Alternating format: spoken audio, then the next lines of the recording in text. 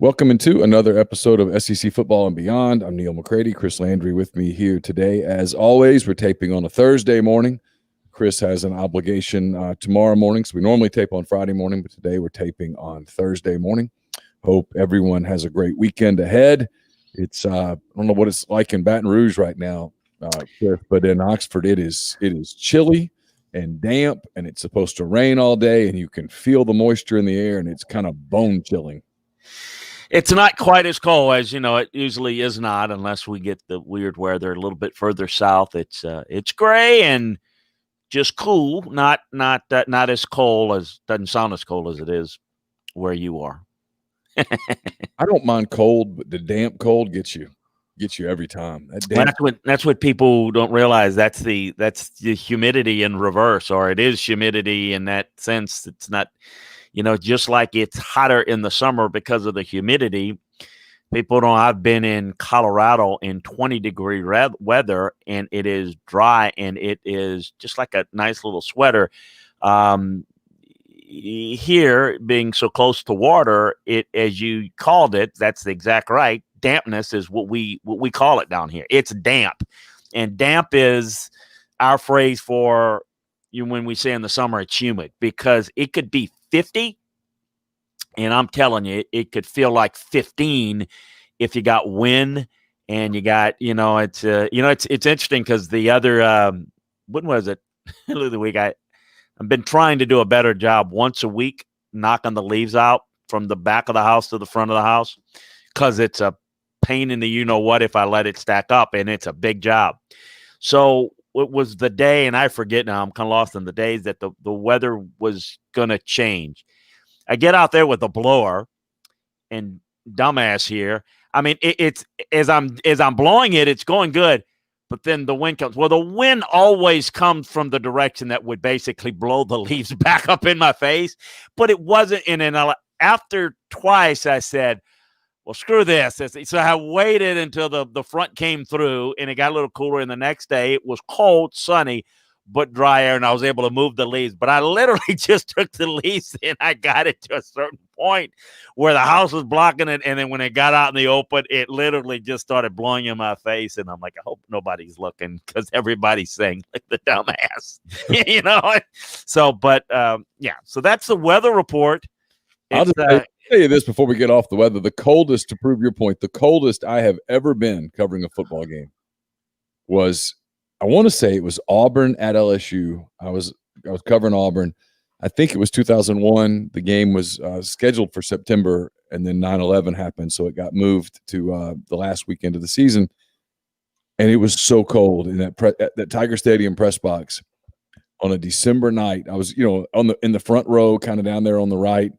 And I got so cold, man. I was prepared for it, but I got so cold that I went down and found an LSU blanket and overpaid for a blanket and wrapped that thing around me just to give me one more layer. Man, I was cold. And I was so glad when we went down to the field, after the game and came back up to ride. I was so glad they'd closed those windows, man, because it was rough. Real quick, I'll give you my story of the coldest. Not that I'm trying to compete, but so people may or may not know I'm a Louisiana boy, like you are. South Louisiana boy for me, though, so even warmer weather. So, I'm young coaching job is at LSU. My move from LSU was to go to Cleveland, work on Belichick's staff in Cleveland. So the South Louisiana boy moves to Cleveland. And for people who don't know, obviously Cleveland's cold. I think people are aware of it, but unless you're in it, you don't realize that the lake effect, being near the lake, is so much colder than, say, Cincinnati or Columbus. I mean, and so like it not just the coldness, but the dampness and the snow. I mean, it's just like it may not snow an hour, but south, but right there, it's just, and it snows. It's like a snowball coming at you. So we're there, and it's my first year, and I'm on, my role that first year was not in the box. It was on the sidelines, and it was charting. And we happened to be playing the Chargers, the San Diego Chargers. And when and it was the first whole day that I had been there on the sidelines as a member of the Brown staff. And when I tell you cold, it was cold. And I didn't know how to do it. What I did was do what you're not supposed to do, and I learned this in retrospect. I mean, I'm in the locker, and I think I put on 7 pairs of socks. I mean, which is, by the way, tip, don't do that, because it stopped the circulation. I couldn't move. So your feet can't move. They literally in a bent position. It was so bad that I had Gore-Tex as my top layer because it was snowing, and they had heaters, and I literally didn't realize it. I was by the heater so close that it burned my Gore-Tex up the back. I didn't feel it, didn't see it, but the equipment manager came in and promptly showed everybody my pants, and I didn't know that even when I took it out that it was completely melted. So I had a hard time writing, with the glove, and it wasn't enough. It was so cold. And then the talking and the communicating on the headset, it was like, and it's the mumbling. It was miserable. And to do the job, it's really tough. And we didn't have as much of the stuff that they have now. Now they've got that material that's a little different. It used to be more like what I call cottony, like sweating shirts and stuff, which, I mean, it's good in some, but I really did a poor job, and it really just showed the elements of, man, it's just so bad.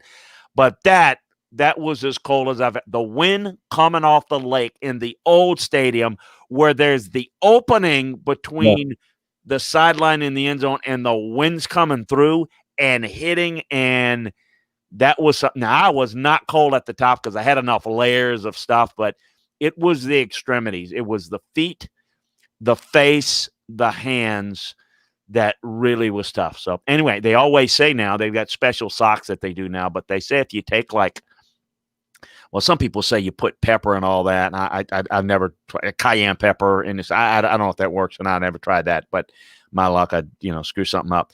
But if you take like a good pair of socks, and I think if you put like saran wrap, that clear wrap, clingy stuff, and then you put another, that's better than putting like 4 pairs of socks or something. I didn't know that. So anyway, that's my Southern boy goes north story, and I learned better after that. No, I've been to Cleveland in March when the snow was in the wind and it's cold. They put me in the press box, not because of this, but I ended up moving to the press box for better viewing and for my role. But that would have been a day out. And of course, we had open press boxes at the old stadium, but still out of the wind, I would have been better off then. But anyway, that's my story. So. All right, so there's a lot of topics to get to in college football today. Not all of them in the SEC. We'll talk about the SEC games in a little bit. Frankly, it's not all that compelling of a week. The only news in the SEC right now is news that I'm waiting to kind of work on. Ole Miss, which does not play this weekend, hit the pause button yesterday because of some COVID issues. They tested the entire team. Lane Kiffin said they'd get those tests back this morning. So I'm sure, knowing my luck, probably halfway through this broadcast, my phone stuff. But I think for Ole Miss, they're going to end up being okay. If they had a game this week, it might be a little iffy, but they don't. So Ole Miss doesn't play again until the 12th. So they got some time to work through their COVID stuff. Liberty does not have time. Liberty was scheduled to play at Coastal Carolina, Chris. It was going to be a huge game for Liberty. Instead, Liberty has COVID issues. They can't go. That rumor now official. And BYU is moving in to play Coastal on Saturday. It's fun. Listen, first of all, I'm glad we get football. I'm glad we get to see BYU play a good team. I'm glad we get to see Coastal play a good team. It does make me laugh a little at the people who say you have to schedule football games 30 years in advance. When BYU and Coastal can get it done on a Wednesday and make it official on Thursday to play on Saturday morning there in in South Carolina. What's I guess what are your thoughts on, does this game is this enough of an opponent to give BYU a little more street cred for that 4th spot?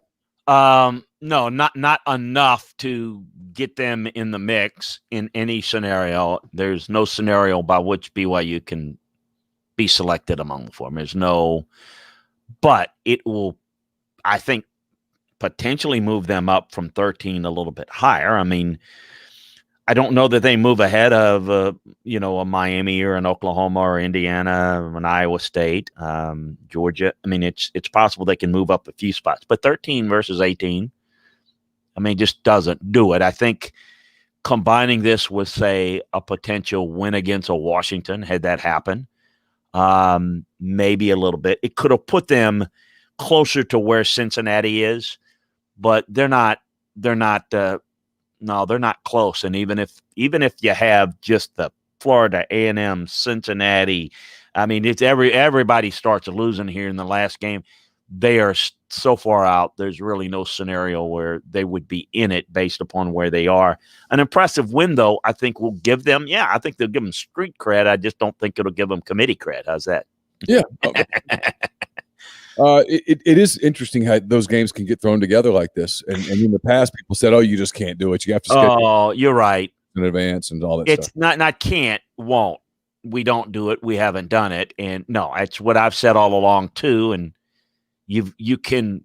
This is where better leadership in college football. I don't want to get off on a tangent, but where you can put together schedules that are more meaningful, that are a little bit more.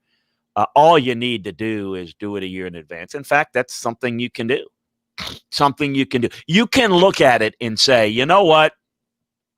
This would be a really good matchup. We're University ABC. We think we can be. Let's see if we can reach out to University across the country and to see if we can't put a game together. I mean, I think you need to have some independent organization. Now, the reason why you have to do a lot of things early is because if everybody's doing it early, if you're not doing it early, then you do get left out. But that's the whole point. If you just forbid it from being too far in advance, well, then I think it gets a little foolish to where you have games far out, because you can say, well, you don't know if Texas is, heck, if you schedule Texas, how do you know if they're going to be good, real good, average, or just god awful? Michigan, for example. I mean, you just don't know. You have a better idea a year in advance. You're right. The other story that's out there this week that is really interesting from a playoff standpoint and all of that is the Big Ten and the ACC both have sort of cleared the path to make it a little bit easier for their ranked teams to get to the playoff. Look, I don't think in the end it's going to matter. Notre Dame, I think Notre Dame was going to play Wake or something like that. I mean, it was a game Notre Dame was going to win. Games are getting canceled. Games are getting whatever. It's one thing when this happens from a COVID standpoint. It's another thing, Chris, when I think it's happening for a competitive standpoint. I have one opinion on the COVID stuff, and I have another complete opinion on, hey, we're going to make it easier to get our undefeated teams to the playoffs. It's not supposed to be easier. You're supposed to play your schedule. You play your schedule, and if you navigate your schedule successfully, well, then you reap the rewards of that. Kudos to Greg Sankey, who was asked, hey, are you going to, cancel Arkansas's game? I mean, Alabama's game at Arkansas on the 12th. Are you going to cancel Florida's game against LSU on the 12th? Games that, look, Alabama should beat Arkansas, obviously. Florida should beat LSU, obviously. But it's far easier to do it without playing it than it is to do it on a field where sometimes, and you've covered football for a long time, you've been a part of football for a long time, you've seen upsets happen in football.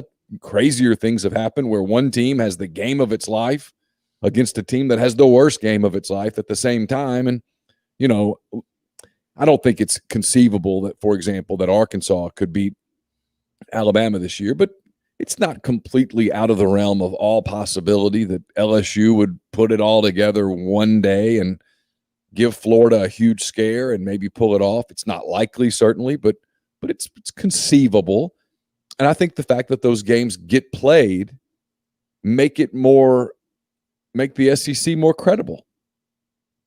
Well, it does. And it's why, I'm going to take a shot at the lack of organization in college football.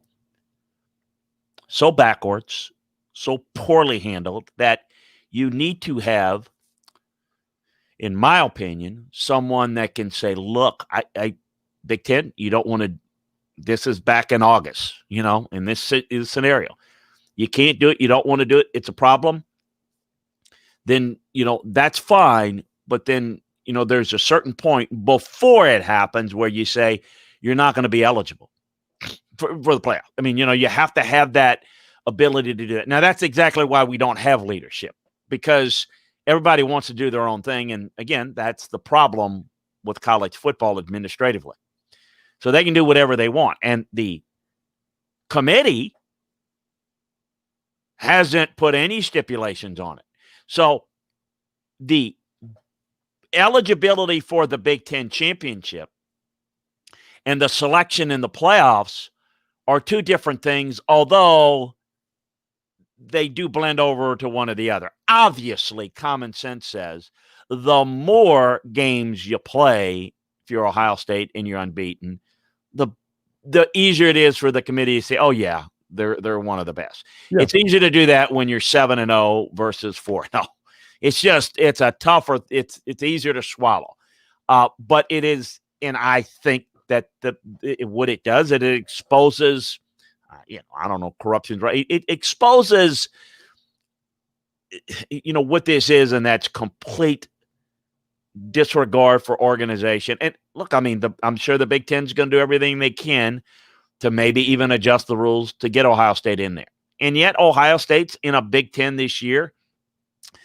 Penn State's awful. Michigan, even if they play their games, awful. I mean, Indiana, it's just a bad year. Yet, who's good in the Big Ten? It's Ohio State's good.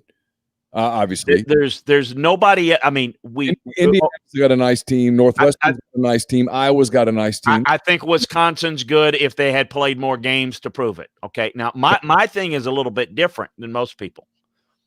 People will, and this is not the question. I think Ohio State's at a disadvantage. Meaning, if you put them in the playoffs, I don't think they're going to fare as well in the playoffs as they would have had they played 10 games. They haven't had enough practices. They haven't had enough development. So the issues with, they haven't looked that good. Neither did Alabama against Ole Miss. You think they've gotten a little bit better? It's practices on top of practice. Sure. Ohio State's team hasn't been developed. So what they have gained in terms of less risk of players getting injured, they're not as good as a team. But if you're asking me, do I think the Ohio State team that I've seen I've seen all 4 of their games, are they better than A&M, Florida, Cincinnati? Would they beat them if they played? In my opinion, yes. Is 4 games enough? You know what? I have issues with it. No, it's not. That's in terms of, so what is the question? And this is part of the problem with the lack of transparency of how they want to do this from a committee standpoint. What is the standard? What is the minimum? What do you have to do to earn your way in? Well, this has never been an issue before, because you'd never, ever have the discussion. What if you have a team that only plays 5 games? Well, that's never going to happen. Well, it does this year. So you can put in a team that, in my opinion, is not as good as they are, but has accomplished more, or you can put a team that I think is better. But remember what my background is. My background is coaching the scout and going to the scouting end, and even in my consulting work, the coaching stuff. My job lives on, and I'm not tooting my own horn, knowing that Nick Saban was a really good coach when I, recommended him at Michigan State and recommended him at LSU.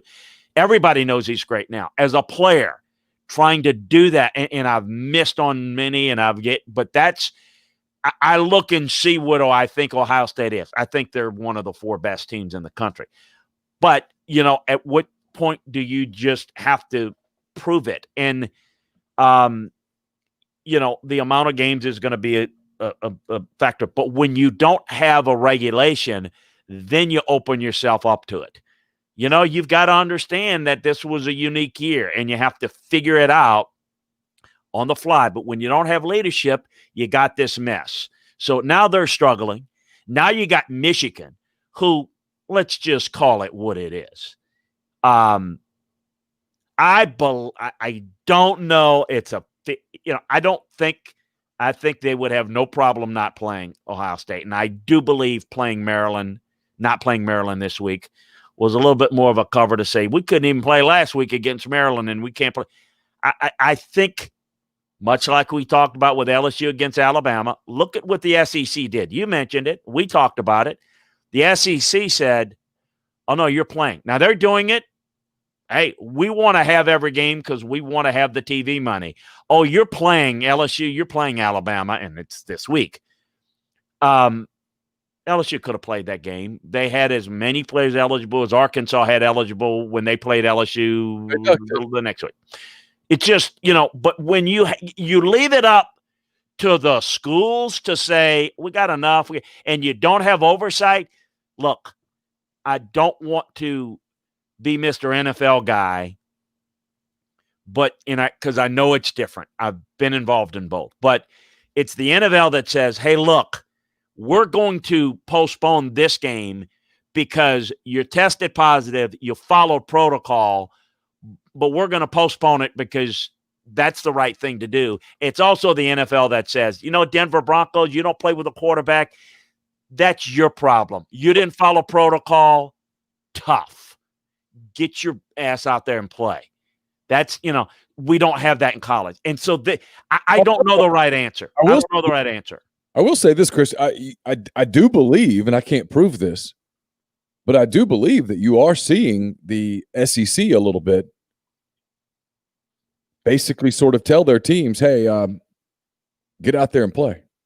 Yeah. So, and I don't know that, again, depends on what you want to do. Everybody has their opinion. Well, make this statement, do this. Well, if you're not supposed to make a statement and you're supposed to pick the four best and they hide behind that, well, in my opinion, if you ask me who the four best teams are, and no, it's not about talent. Because here's the thing. Ohio State's only played 4 games. They haven't lost a game. But that's not enough games. Well, I know that, but I'm not saying it is. But it's not like, somebody says, well, what about Georgia has more? Georgia's got blown out by 2 opponents. Yeah, it's not Georgia. It's not about, Georgia and Ohio State's not the same thing. You can't assume that Ohio State's going to win the rest of the games. You can't assume that they're going to lose them either. And so it's why I always say this is a unique year, and I don't know how do we justify it. There has been no discussion about let's try to put more games. They don't want to move January 1st. No. So I don't know how you do it, to be honest with you, because it looks like Michigan's running and hiding, maybe legitimately. I don't want to be I'm not going to apologize for it, but I'm going to tell you that, I don't know that Ohio State's going to have their games. Rock Westfall says just invite 16 teams to end the argument and excuses. Yeah, well, and again, the powers that be don't want to do that. So, it's, ideas are, there's no shortage of ideas of how to correct things on a one-year basis. There's, again, I go back to the lack of leadership and who can do that? Well, no one has the authority to do that. There's the problem. And that's why you don't need a commissioner to be an authoritative dictator, because that's not what the commissioners of pro leagues do.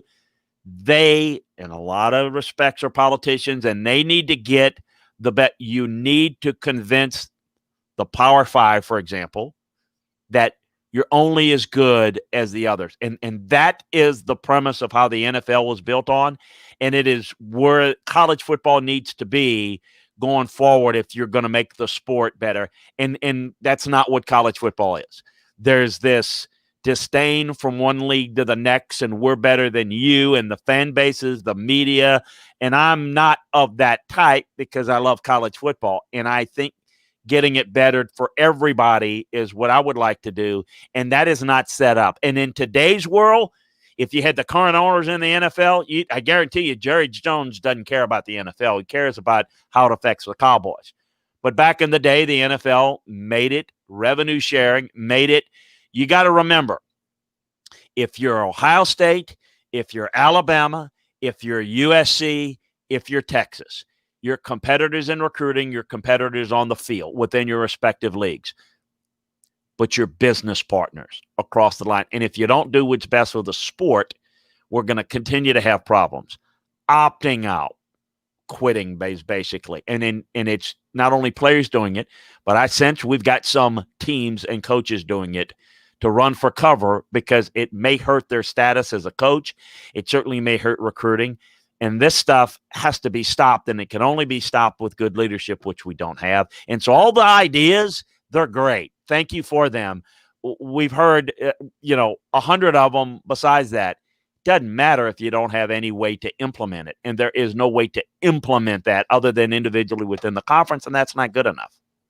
Jim Harbaugh going to survive this offseason? No, there's an exit strategy. He's not going to give up any money. But there's an exit strategy. He's going to want all of his money. He's only got 1 year, and it's it's not like they own 30. It's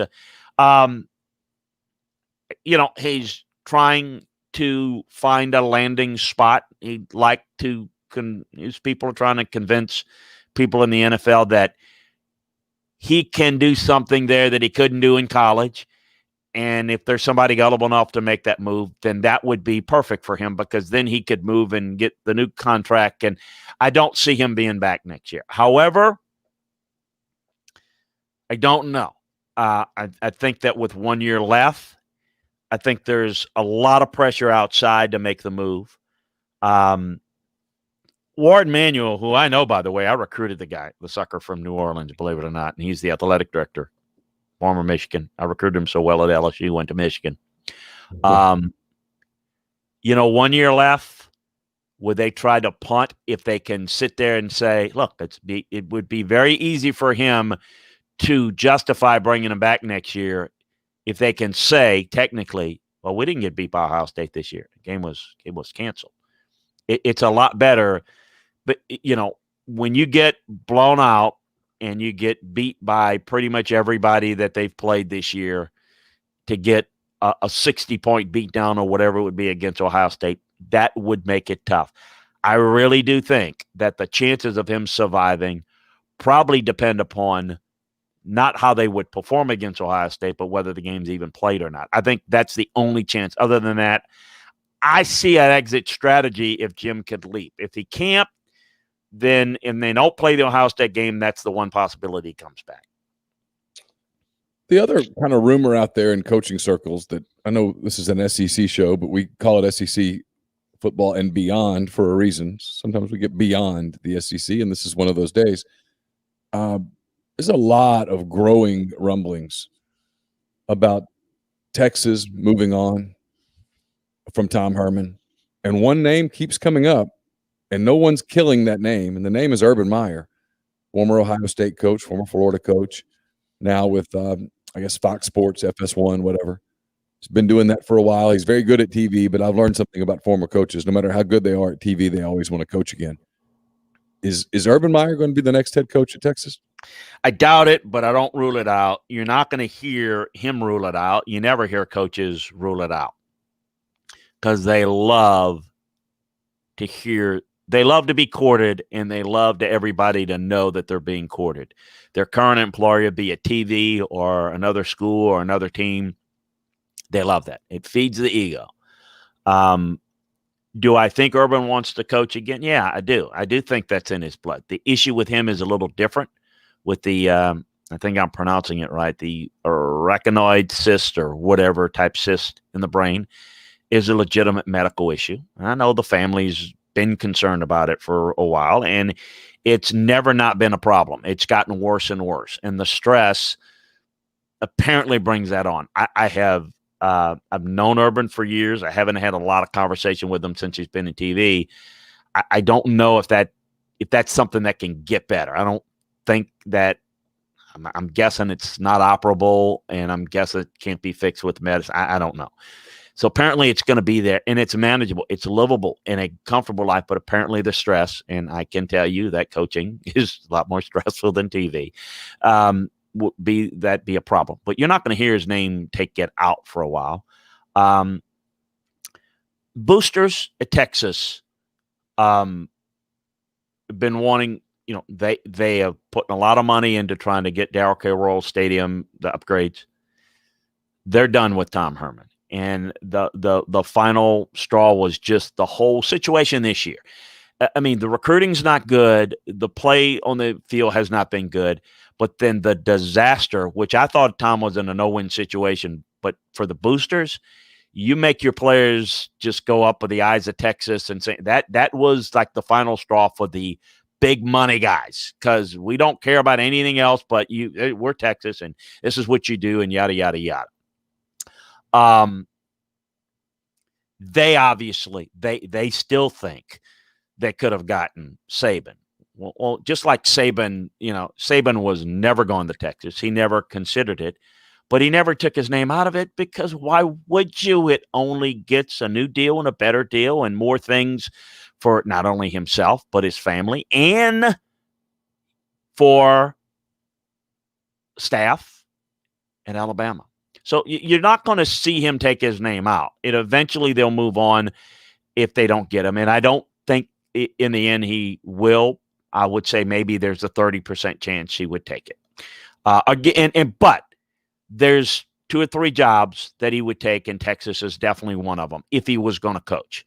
So I think Tom is definitely gone. Some boosters have said, I'm willing to pay out all the money, which is going to be about $25 million of Herman and his staff, if we can get Urban Meyer. Well, you've got at this point, once you leak it out, and by the way, key prominent people have already met with Meyer this week in Ohio, in Columbus. It's already, the contact's been made. It's kind of hard to go back and say, yeah, we still love you, Tom, and for another year. There's no turning back on Tom, but I don't know that Urban Meyer to Texas is, I think there's a better chance than, because I knew that Saban wasn't going there. That was leverage. This is not a leverage situation. I think if Urban can coach and feels he can medically, this would be a job that he would take. So I would probably put it at 30. I'm just throwing that out. I think it's less than 50-50, but that's not 10%. I think there's at least a possibility. If it's not Urban Meyer, who is it? Oh, I think they'd look at I think a name you'd hear would be Mario Cristobal. I think you're going to hear Matt Campbell. Although, I think those are 2 that I think would be prominent names to consider that they feel would be answers.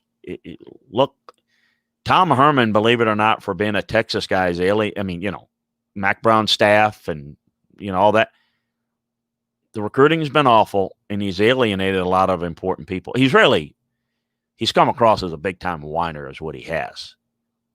And it's not good. They don't like him. I mean, it's not like we like this guy, let's keep him. It's not. They're people in the administration at Michigan want to keep Harbaugh, and there's really no way to do it. At Texas, they want to get rid of Tom Herman. They dislike him far more than Charlie Strong, or Mac was somebody that they wanted to keep but felt like they need to move on from. They don't like Tom Herman. I don't think this is a matter of if. I think it's definitely him gone, and then it's a matter of who's going to get the job. Interesting. All right, let's get to some SEC talk. There are some games that are going to be played. They're not a ton of them, but there's some. Let's see. We've got Texas A&M and Auburn. This is probably the most compelling potential game. If you told me that every game's kind of a blah this week, I'd buy it. But this one's got a chance to be interesting. Texas A&M playing for a lot right now. They're playing to get to 9-1 and be able to argue that, hey, the only team we lost to was Alabama. That was early in the year. It was at Alabama. We deserve a shot. We played our schedule. etc. They got a couple of tests coming up. At Auburn's a test. I think Ole Miss on the 12th is going to at least be an intriguing test because of what Ole Miss can do offensively. I told you earlier in the week, I covered Auburn for a long time, 6 years as a beat writer, several years as a columnist after that.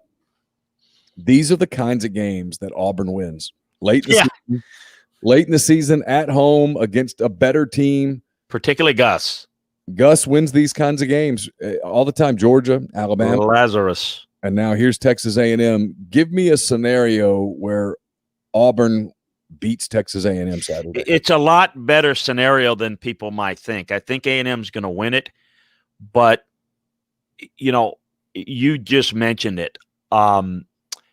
First of all, the scenario is that while A&M is very good, very solid, and I don't think they're elite, their explosive qualities in the passing game are really not there. I mean, it's only when you have to overplay the run and then they can get some good matchups, they can have success. They can't throw it when they have to. And if the protection doesn't hold up, they're in trouble. And I think, they don't have a number of guys that can get off tight coverage, get open. I've made the comparison. Texas A&M is like Notre Dame, but Notre Dame's better. Notre Dame's got a better quarterback, but Notre Dame's receivers can't get off tight coverage, but they're very good. They're very well coached, as is A&M. A&M's offensive line is good. Notre Dame's offensive line is good. Defense is good. A&M's defense is good. So the scenario is that you play like you did against LSU. You can't get open. And, I think there's a chance that it could be very close into the fourth quarter. And I do think that Auburn is capable in a one-game situation to put it together and make this a 28-24, 24-21 type game in which they've got a shot in the fourth quarter. Do I trust Auburn as much as I trust A&M? No. I could see a scenario where Auburn makes mistakes and it's a blowout. It's only going to be a blowout if you make mistakes. A&M will pounce you then. But if you play a clean game, Auburn, you're going to be in this game is the way I see it. And, it looks like Gus has survived another year, but a awful finish, and we still got games left to play, folks. Usually after you play Alabama, it's over. Now, it maybe Gus is not out of the woods if you have an awful performance. So I think that is another reason why. Real quick on this, I do think it's important for what we've talked about big picture, that A&M plays well and wins impressively. The eyeball test will matter a lot. It was not good last week. If they finish out the rest of the regular season, remember, they're not going to play in the conference championship game, of course. They will have to, I think, impressively win. And if they do, and we have a scenario where Ohio State doesn't have a lot of games, then you can look at what would it be, 9-1? Yeah. SEC? Yeah. Only lost to Bama? Yeah. And then, it just makes the case, it builds the case more. Whereas if you just hold on, beat Auburn, they dominated LSU more than the score indicated, but a lot of people are not going to see it quite that way. I think it makes a case against A&M if they're not able to do it. But A&M is, look, I know, I'm not surprised they held on to 5 because the committee is going to sit there and keep them there at 5 and let Florida jump them if Florida beats Alabama. Florida doesn't beat Alabama, then A&M, hey, we had them right all along. That's how they're going to do it. Mm-hmm. All right, so we got that one. We got an interesting game. Doesn't have any bearing on anything, but Arkansas and Missouri, the line's like 3 points. 2 first-year coaches who have done a really nice job, Sam Pittman, Eli Drinkwitz, have both done well. Barry Odom, the former Missouri coach, now the defensive coordinator at Arkansas. That's a compelling storyline in this one. Arkansas kind of getting healthy again from a COVID standpoint, kind of getting everybody back. Sam Pittman said earlier this week they're pretty much back to full strength. Missouri has played well, especially on the offensive end recently. It's got a chance to be an entertaining football contest. I think it can, and I think it will be. I like the way this Missouri team is playing. They're actually playing better going into this game than Arkansas, and I think they've got more components together. I think it could be very well, if it comes down to these two, for Coach of the Year. I think likely the winner of this game has definitely got an advantage. I do think there are some other candidates. I think that a Jimbo Fisher deserves consideration. I think Dan Mullen has done a really good job. Nick Saban won't get it because they expected to win. But I think those are all legitimate. It usually goes to who surprised you. Well, both of these teams have surprised in a positive way, and I do think that that Missouri's got a little bit more momentum going. But I think it's a toss-up game. I really do. I think Arkansas is a little bit better coverage-wise in terms of how they play and maybe limit big plays from a coverage standpoint. I think Missouri's got a little bit more consistency going for it in the run game, particularly with Roundtree, who I think is one of the more underrated players in this league that people don't talk about. So I don't know. I wouldn't be excited about who's going to win it. I would push to shove, I'd pick Missouri here. And will, when I'm complete my breakdown on LandryFootball.com, I'll explain why. But I would take Missouri in a close one. Florida at Tennessee. This used to be the big boy game. It is not the big boy game anymore. 2:30 on CBS. It's the first of the doubleheader CBS games. Alabama at LSU. We'll get to that in a minute. I mean, obviously, Florida's playing for a lot. They're trying to get to the SEC championship game to get their shot at Alabama and therefore a shot at the National College Football Playoff. Is there any scenario where Tennessee wins?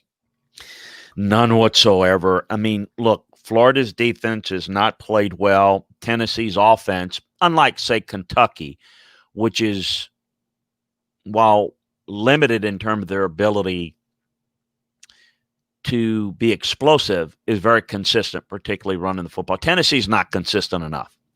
So the scenario is that this game could be close, and we could at least be talking about a game that's competitive in the second half. Is no different than what we've seen Florida have against a couple of their opponents this year, where they start off slowly, defensively don't settle down, give up some easy points, and then all of a sudden, it's a little bit closer than you think. In the end, Tennessee doesn't play enough.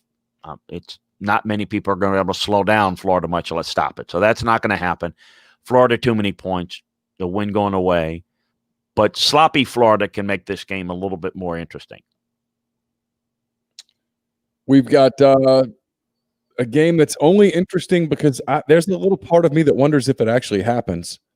Vanderbilt at Georgia. It's a 3 p.m. Central, 4 p.m. Eastern game on the SEC Network. It is borderline chaos at Vanderbilt right now. People are very upset inside that program about the you can tell I've gotten some backlash. I'm almost afraid to even say the words. The publicity stunt. That is Sarah Fuller. There are people inside the program that believe there are better options at kicker. More importantly, they just don't appreciate the fact that in this season, one that players have been asked to play in front of half-full stadiums or quarter-full stadiums and take test after test after test and protocols. Late in the season, the coach gets fired, and you're doing this, whatever you want to call it, with Sarah Fuller. Mm-hmm. And a lot of players are just unhappy. A lot of players have opted out, threatening to opt out. A lot of players threatening not to play, is my understanding at Vanderbilt. The line here is like 34 points. Georgia's going to win this game by as much as Georgia wins it by. This is the one that's got a chance to be kind of ugly, I think, because it's the SEC Network game, and you know what the SEC Network's going to focus on. And as the score piles up, it's going to be harder and harder to sell that storyline. Well, it is. And again, one of the things that the whole issue with Sarah Fuller brought about last week, it took the eyes off the fact that Vanderbilt was awful. I mean, just even awful by Vanderbilt standards. I mean, the story to me, the first thing that jumped out to me was the fact that they weren't even good enough to couldn't get in an entire game, couldn't get an extra point attempt. They couldn't get a field goal attempt even. That to me was the bigger story, is that they were so bad they couldn't even do that. So yeah, it takes the optics off of that, coaching change, all that kind of stuff. And look, I don't know if that was the purpose. I don't know if the we're going to do this to take the focus off the fact that we're so bad and we're going to make a coaching change of this or that. I don't know if that was the design, but that's the result. Hear anything new on the Vanderbilt coaching search? Very early. They've got high hopes. I've talked to, again, I think I mentioned this to you on Tuesday. I've talked to a couple of friends that are interested in the job, and I just said, look, you take that job, you better be prepared that that's going to be your one and only head coaching opportunity. And it's not that it's a guarantee, but the odds are your career dies there. I'm not definite, but I just think it's really tough. Look, I think if you're Jamie Chadwell, the Jamie Chadwell type guys, I don't think that's a good move. I don't recommend Clark Lee take it. And Clark's a Vanderbilt alum. He played fullback there. I mean, but to me, if you're going to consider the job, make them put it in writing what they're going to do facility-wise. And if you don't, then I think you walk away. They are going to sell, that, we care about it. Look, if we didn't care, we wouldn't fire the coach. They're going to go and pay the money to hire a coach. I don't think they're going to get people near the top of their list. That's my feeling. So that's why there's nothing that's really imminent there. Put any stock in the Jeff Fisher? It's not a rumor. I know Jeff Fisher's campaigning for the job. You put any stock into his? I work with Jeff, so I know Jeff. And again, I say this respectfully as a friend. Jeff's not going to get a head coaching job in college anywhere. He's not going to get a head coaching job in the NFL. He actually makes his home in Nashville. It's a good job for him. And it's certainly a name that's probably going to be more recognizable than anybody else. Is it the best fit? Well, no, but Vanderbilt doesn't do what they need to do with being the best fit. I jokingly said Jeff knows what it's like to work with bad facilities because he worked with us with the Orioles/Titans, where we had worse facilities than you could ever have than high schools. But that's who Vanderbilt can get. The guys that they're going to get don't really have a lot of options, meaning they're not going to get head coaching jobs anywhere else. I mean, that's why you get Derek Mason. Well, Derek Mason, you got Derek Mason because he wasn't, he's at Stanford. We hired him. Derek wasn't a candidate anywhere else and wasn't going to get a head coaching job anywhere else. That's who Vanderbilt's going to get. And Jeff Fisher would fit that mold. And that's kind of the direction, whether it's him or somebody else like that. South Carolina, they head to Kentucky, 6:30 Central, 7:30 Eastern on the SEC Network. Not a lot here. Kentucky finishing out the string. They're going to compete. South Carolina did not compete much last weekend. Obviously, Mike Bobo's the interim coach. The lot of talk about maybe that deal getting done here pretty quickly at South Carolina.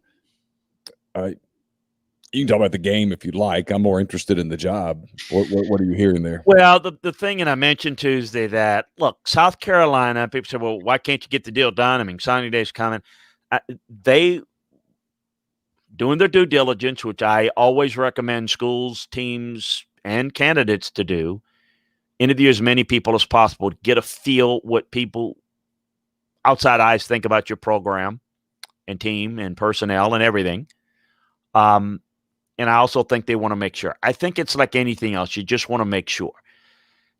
Inside, their key boosters and key administrators and also Steve Spurrier, because he knows Shane Beamer, that's who they're pushing and that who is going to get the job. I don't think it's the best fit. I think Shane can be a good coach. He hasn't done it, but I think that's where they're leaning now. And there's no Billy Napier's no slam dunk. He's been a head coach. I'd be a little bit more comfortable just looking at it pure from a football standpoint. But a lot of these guys look at other things and knowing somebody, working with somebody. There's a I can work with Shane. I don't know Billy as well. And sometimes if they feel it's close, that's the tiebreaker.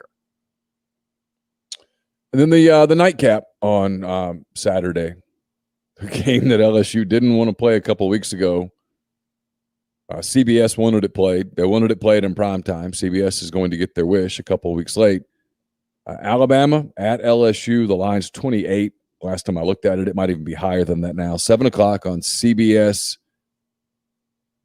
Chris, to me, the literally the only question here is just how much does Nick Saban want to roll this one up? Yeah, and to stay healthy, to not have another Jalen Waddle situation. That's always possible in football, of course. But, yeah, there's no question about it. This is going to be a throttling. There's no doubt.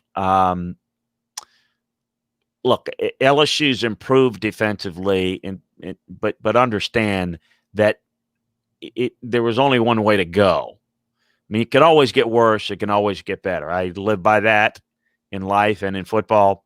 But it was pretty hard to go worse than it was defensively early in the season. So there was no doubt that they were going to get better. Are they really good? No. Are they really well coached? No. Can they play multiple coverages? No. Effectively, no. Can they do a good job of pattern matching consistently enough? No. But they do have athletes in the secondary, some of which really they're all the ones that are playing for their draft stock. And so I do think that some individual matchups could be really interesting, and particularly if we see Stingley against Devontae. I think that's a couple of good – that's one good matchup. But, look, Alabama, they've got the best pass blocking line in the country, and the run blocking is just about as good. They can run power. They throw the football. Quarterback plays great. The route running is great. They'll be able to control the game. They'll be able to score a lot of points. And defensive, I mean, look, this LSU offense is woefully inconsistent, and I think they'll be able to cause a lot of problems for the quarterback. That's so I don't think this is going to be close at all. I don't think there's any scenario, other than the bus not showing up for LSU to have a chance here. I do not. I don't either. I've said this, I'm taking Alabama. I'll lay 28 without a moment's hesitation. I'd lay 38. Like I wrote this morning, hell, I might think about laying 48. I don't like this matchup, and I think Alabama's got this game circled. And they remember what got said in that locker room last year, and stuff gets said in locker rooms all the time, but that got filmed and it got put out, and that's not the way Alabama rolls. Yeah, and and it's certainly been a humbling season in Baton Rouge because, all the talk that people said last year, after the champion, oh yeah, that's great, but it's a one-year wonder situation you watch, and of course LSU, oh no, we're here, and that was to what you said. It's not the bleep you. It was, hey, we're going to beat them in recruiting. We're going to beat them on the field. This is just the start. We are now the program. No. You're not even relevant this year. And we're going to make you, like you said, we're going to make you as irrelevant as can be. And the fact that the consistency of Alabama, that's not debatable. Even Clemson can't compare with Alabama's dominant of consistency over a longer period, and that's the closest thing. And they're really good. And if you put Clemson, you take Alabama out of the equation, Clemson is the star program in the country. They're not even close consistency-wise to Alabama. So, no, I think you're right on all levels, and I think this game is going to be whatever it's going to be, whatever Alabama wants it to be. And I think it's going to be look, I thought A&M would put some points on. The issue is I think A&M got exposed again, that they don't have the explosiveness, which is why A&M, okay, let's make the case that A&M might deserve to be in the playoffs. Boy, they're not going to fare well they would not fare well against a Clemson, or as we saw it against Alabama. Look, Alabama, everybody says, well, A&M getting their offense going. Alabama didn't get their offense or defense going either. You know, when you play a game early in the year, it's relative to 2-3 games played. If A&M and Alabama played again, that margin of victory would be about the same. And I think Clemson would do similarly. And I think Ohio State would beat A&M. But that doesn't mean they're deserving to be in or not. I think A&M's good. I don't know if they're playoff good. And while I thought they could blow out LSU, they couldn't. I think that the explosiveness is definitely there. No one's more explosive than Alabama. They're going to be awfully tough to beat. And in this case, awfully tough to even be competitive. A little bit of breaking news. It's not particularly shocking news, but it's breaking. It's official now. Mackenzie Milton, the former UCF quarterback, he suffered that horrific injury in 2018. He's not played since. He announced today that he is going to transfer from UCF. He's a grad transfer. He's got eligibility remaining. Ole Miss has been mentioned because of some connections, obviously, there with Jeff Lebby and Clement. Nebraska's been mentioned because of his connection with Scott Frost. I'm sure that there are other schools out there. Number one, your opinion, does Mackenzie Milton have any football left in front of him? I know a lot of people have talked about him being a future coach. With that in mind, what do you sort of anticipate there? Well, I think he can be, in terms of pro level, very, very limited. But I think certainly anybody that can come back and do what he's done and shown the type of heart and character, I think there's absolutely an ability to be a very productive player. So yeah, I mean, is he somebody's answer to take? Is he somebody's quarterback answer? Not in a big time level, but at I think he can factor in somewhere. And where that is tough because there's going to be so many transfers. You know, free agency in college hadn't quite started yet. So I would say that no. I mean, like people say, is he the answer at Tennessee? No. Is he the answer at no. But, you know, he might be better than what they have depending upon what the circumstances are. You know, it's kind of how this thing plays out right now. But wish him well. Really good young man. Pulling for him. Yeah, it was a terrible injury. I would be curious just to see what it is that he wants to do with his life post football. You know, he might be the you know, the type of guy that wants to be go somewhere where he might learn. I mean, look, so he can go somewhere and be a starter. I mean, that would be the thing. He can go somewhere and be a starter, or he can go somewhere and be a quality backup and maybe with a coach that he can learn from and maybe be more like because if that's what he wants to do, that would make some sense. Gardner Minshew was another example. Let's remind folks where he was headed. You know, Washington State. He was going to Alabama. Exactly. To be a backup, and he was promised a graduate assistant job so they can learn coaching. And then Mike Leach said, "You come over here and lead the country in passing yards and throw it 75 times." And he did. And his arm is still in ice, but you know, no, he's look. You know what? In the NFL today, he's got an NFL paycheck. So when he wants to get into coaching, he can go and get an analyst job, or he can go be a GA if he wants to, and he can live. You know, he can have a nice house and live in. So it's a good move. I think this could be one of those situations where he could look into. Yeah, it's the reason that I've heard the Ole Miss rumbling for a little while, and people are like, oh, well, they've got Matt Corral. They don't need Mackenzie Milton. I'm like, well, he's not walking in to start, but you know, if you're talking about a guy coming in to learn from Jeff Lebby and learn from Lane Kiffin and get the beginning of your feet wet from a coaching standpoint, it would make some sense, and it would give them an insurance policy because they. Well, yeah, I always say when people always say, well, okay, so tell me about when Matt Corral goes down. Yeah, which you're, you know, and again, we don't have all those answers because right now there probably will be somebody better than McKenzie that will be the backup because there may be transfers in there. That's why it's hard to say. It's like to say where he'd be a good fit now in a month, he might be fourth, which is, it's just why you've got to be careful. And the transfer stuff is, I'm not going to get into that now. But that needs another thing that needs to be regulated better, and the whole self-regulation. No, it's too late when you've got 40% of the players that get into the transfer portal can't even find a home.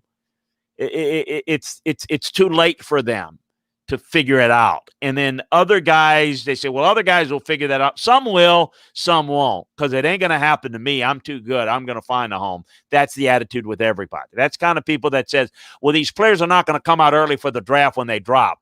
They're still coming out. Every year, it's a 98. Now it's 100. It's 105. The same stupid decisions keep getting made. I've done this for 30 years. It's not me. It won't happen to me. I'm good enough. I'm not going to be the one. It will be you. You just don't see it. And Uncle Bob doesn't see that. And you're listening to the wrong people. So anyway, off my soapbox. Sorry. No, it's a great point. It's why you see 5-star kids commit to go someplace where you're like, well, they already have so-and-so and so-and-so. And that kid thinks, yeah, but I'm better than them. And then they get there and they find out they're not. And then they're displeased. And all of those things happen. It's always happened. It will always happen. And now the transfer portal is going to do is make it happen even more. And you talk to coaches publicly, privately, who know, and they say, hey, this thing's going to be a zoo. It needs to be organized. The concept of being able to transfer is fine. If there are legitimate reasons, it's structured, though. Let them go anytime they want, because we're going to give them a carrot so we can take their eyes off of name, image, and likeness. Is typical stupidity, administrative. Well, it's malpractice is what it is, and it's why we got a problem. I jumped on the soapbox again at the very end. You did. Sorry. We will wrap there. You got SEC games this week. You got other games. We will come back on Tuesday, and we'll talk about the games, the weekend of behind us. We'll look forward to the weekend of December the 12th as well, as we start getting into some of the makeup games from some of the COVID stuff. We look around the country as we get closer to championship weekend and hopefully bowls and all of those things here in the month of December. So enjoy your weekend. Stay safe. And we will be back with you with another edition of SEC Football and Beyond on Tuesday. Until then, take care.